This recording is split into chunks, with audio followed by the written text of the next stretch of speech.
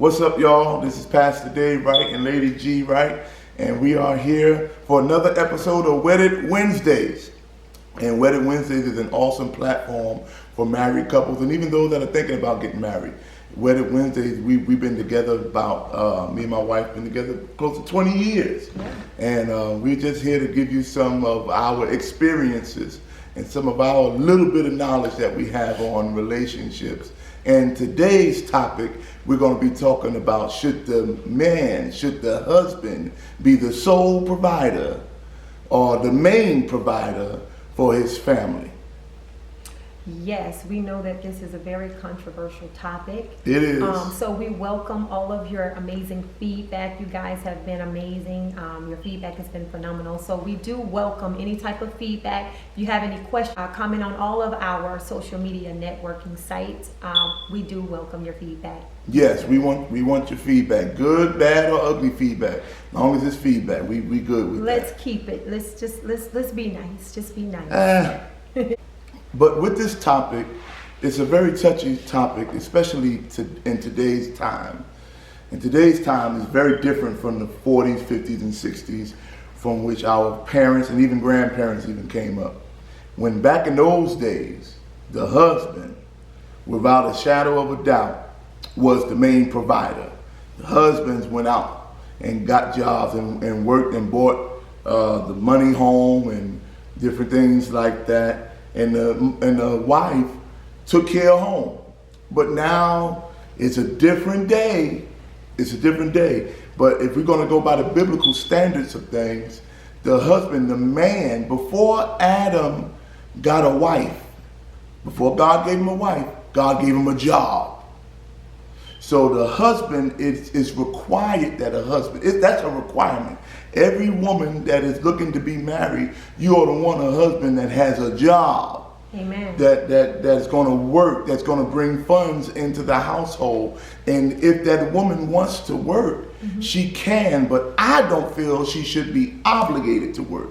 Because when you make your wife have to go to work, now you're not doing your job as a man, being a provider for the house, because there's a lot of men that sit on the couch all day long while their wives go out to work, 6 o'clock in the morning, going out to work, and the man at home just chilling, got his feet up. That's foolishness. No. I don't care. A man has to work.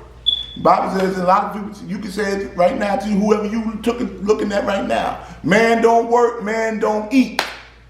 So it's the man's responsibility. It's that husband's responsibility to be the breadwinner, to be the person that goes out and makes sure everybody has what they need. The sole provider. What do you have to say on that? I totally agree with you.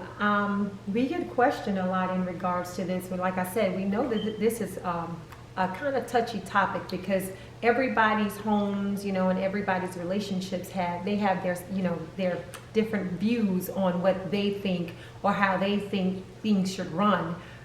We also have come in contact with some of those that feel like they should go 50-50.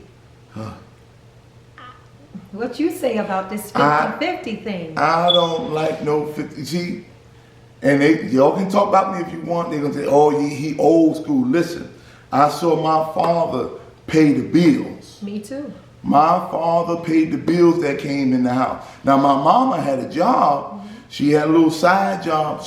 Because my father had 5 kids, so she had to help out a little bit.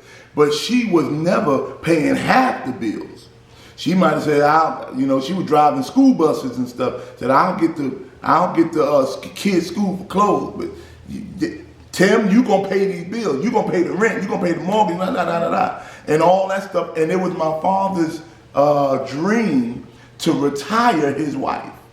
And around 86, 87, my father told my mom, "You don't have to work no more. I'll get 3 jobs before you have to work 1. We got 5 kids. You stay home. You take care of these kids. Make sure the house is in order. I'm going out there. I'm going to get the money and make sure these bills are paid." I don't believe in that 50-50 stuff because a lot of times when you're dealing when you're dealing with, oh, you pay your half of the bill, I pay my half of the bill, the minute somebody half ain't up, then that person loses the respect of the person that had to pay their half. Right. So imagine that husband comes up short and he only got 25 of that 50%. Now the wife got to pay 75%. And if a woman has to pay your bills on a consistent basis, she'll lose respect for you. Eventually, she'll lose respect for you. Yeah. And there's one thing men need more than a whole lot of other stuff people think we need. We need to be respected. And it's hard for a woman to respect a man that she's carrying. Hard for a woman to respect a man that she's paying his phone bill. Shame, what the world going on? These women out here paying phone bills for men. And the man ain't like he's sick or not. If you sick, and you afflicted, that's something different. But you well in your body, you well able, and you sitting up in the house. Bye-bye, baby, I see you when you get home from work, and you got your feet up. The devil is a liar. You better go out and get you a job. I don't care, and I thank God for my wife. My wife used to work, but she stopped working about, 2007, after John was born? Oh, no, I'm tell it. I'm going to tell it because I pay all the bills. Yes, but that's no. what you want to do. But, hold on. I'm speaking from experience. God has given me the ability to be able to pay all the bills now. I wasn't always there. It wasn't always like that. So it was a point in our marriage where my wife had to help out as much as she can, but it was never 50-50, never. She ain't never paid a mortgage payment. It was never 50-50. He never allowed me to make a mortgage payment. And even while I was working full-time and going to school full-time, my husband carried the loan. Literally, my money, what I made was my money. If I chose to do anything in regards to our home or anything toward, to put anything towards a bill, that was on me to do. But he never ever pressed it upon me to where I had to be, 50-50, or I had to just come in and do anything with him. No, he made it very clear that he was the man of the house and he was the sole provider of this house, and that's what he was going to do. So I can't say that I know what that is. I know a lot of people have different things structured out on how their homes and how, they think that things should be. But like I said, we're just speaking on what we've done. And for me, I don't know what it is. That's why I welcome your feedback on this pretty touchy topic here. I welcome all feedback. Well, I can tell you because it's 2020 now, and women are more, more independent. They are more self-sustained today than ever. Yeah. I mean, you got women that are making buku dollars out here now in the workforce, sometimes more than men. And listen, just because even if you're a wife and you make more money than your husband, he's still the head of the house. Yeah. See, you got some, that doesn't change. You got some immature women that when they start making more money than their husband, then all of a sudden they become, in their mind, the man of the house. Yeah. No. Your husband's still the man of the house, because there's some men that are very prominent, but then they have an injury. I remember you spoke before. They can have an injury and they're not able to work. So that wife has to pick up the slack in that area. Yes. But the sole provider, the sole provider should always be that husband. That should always be. And even growing up, I have a daughter, and when you're getting ready to get married, you have to ask that father for his daughter's hand in marriage. Mm-hmm. People don't even do that no more. But you have to do that because that father has to look at you and make sure you are able to take care of his daughter just like he's been taking care of her. That's right. Because now he's not, once that daughter is married, it's no longer the father's obligation to take care of that daughter. It's now that husband that took that daughter out of the house obligation to take it. You're not going to take my daughter out of my house and I've been taking care of her so she can take care of you. No. You going to marry my daughter so she can pay your bills? And there's some fellas out there, you don't see them until tax time come around. That tax refund come, here they go, looking for somebody that they can lay up with so they can get some new clothes. Those are called gigolos. Male gigolos, they out there, you know. So, I hope you don't. But it's just my opinion. And this is just my opinion. Yeah. And I got some Bible to back it up, but this is my opinion that the man should be the breadwinner. The man should be the sole provider of the house. I know everybody do things different, but that's just, and it could be old school. I know it's 2020, but that's just how I see it. Well, you know, when I first stopped working, that was something big for me because I've always been independent. Yes. When you met me, I had my own. She had 2 jobs. I had my own. I thought she was half Jamaican because she trying to get a 3rd job. Yeah, and still in school. And or just, Haitian. You know, no, whatever you want to say, husband. But I don't know. I didn't know at the time, you know, experiencing that, I didn't know how to take that, you know, because I feel like, okay, well, what am I going to do now? I'm not working, and you know, I'm now feeling like I have to depend on him. Yes, he's my husband and all, but I wasn't in that headspace, or it just didn't feel right to me at some point in the beginning. It didn't feel right for me to have to watch him pay everything or to go to him for anything or whatever. That just didn't feel right for me because I was always, you know, tending to my own business and doing my own thing. So like I said, I had my own when he met me. When he came in my life, I had my own car. I had my own place. I was just doing me. I had my own stuff. So to just go, you know, and all of a sudden not work anymore, and now I'm finding myself as a housewife and different things like that. That was which is a job. It is a job. It was, but it took some time to, you know, get accustomed to. But once I got it, I was like, all right, okay, it's feeling all right now. I got a little comfortable. But if you want to go back to work, yes. He always makes sure that, you know, he puts that in there. No. Although I have like 10 jobs.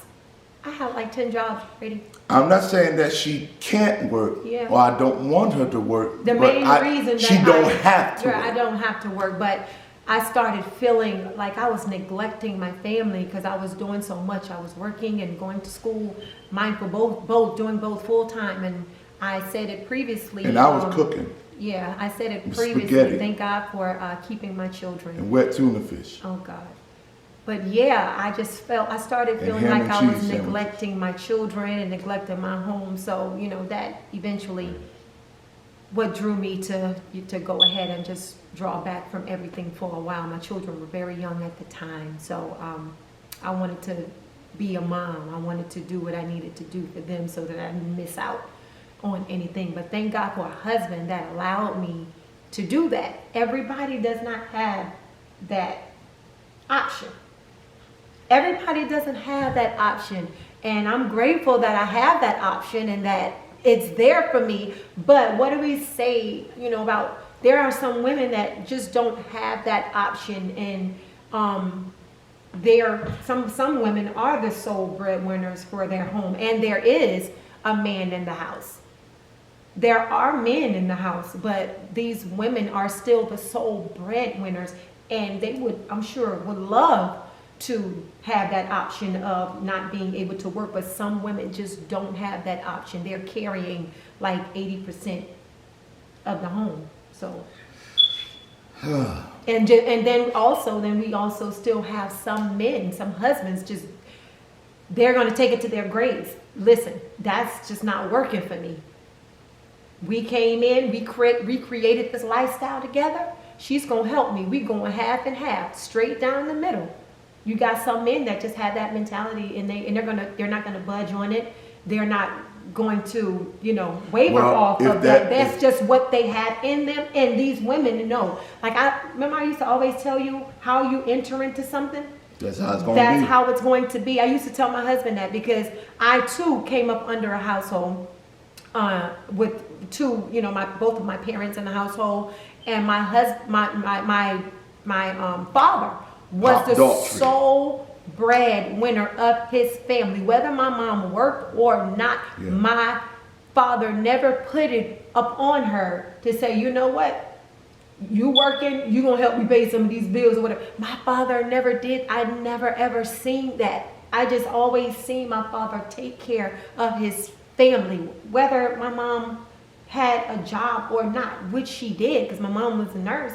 But at the same time, he never put that up on her because how his father raised him, again, this goes, I believe this also plays a big part too, or could play a big part in it on how you were raised. Absolutely. How some men are brought up. If a man doesn't see that example. Yeah.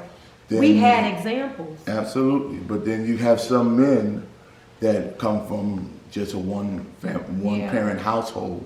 So they never seen what it's like to have another man taking care of everything.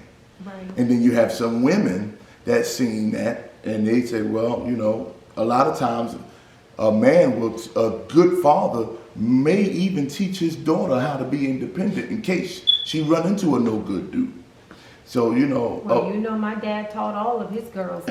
Absolutely. All of because them. If, just in case, what if that husband doesn't come? What if that husband doesn't do? What do you just sit back and die? No, you still got to live. Yeah. And a woman needs to be provided for. And if a man don't provide for her, she'll provide for herself. Absolutely. She gonna find a job. She gonna find a way. My wife ain't worked in however many years, but she still gets. I don't know where the money comes from. She be having money. Amen. I don't know. God is faithful. Yeah, God is faithful, but God is faithful. Yeah, it don't float out the sky. That's I don't know what, you know. She'll sell a cake or something. She's a hustler. I do. Yeah, I'm a grinder, and I get. Yes, I do. I mean, God supplies my every need. And thank God for the favor upon my life that God goes ahead and he pours upon you. So this has been a great episode. Yes. And we'll come back to this probably at a later date because I'm sure there's a lot more to be talked about regarding this. Yes. But tune in to Wedded Wednesdays. We love y'all. We thank y'all for tuning in on this episode of Should the Husband be the Sole Provider? Yes. We got much more to come. God bless you. Peace out. Yes.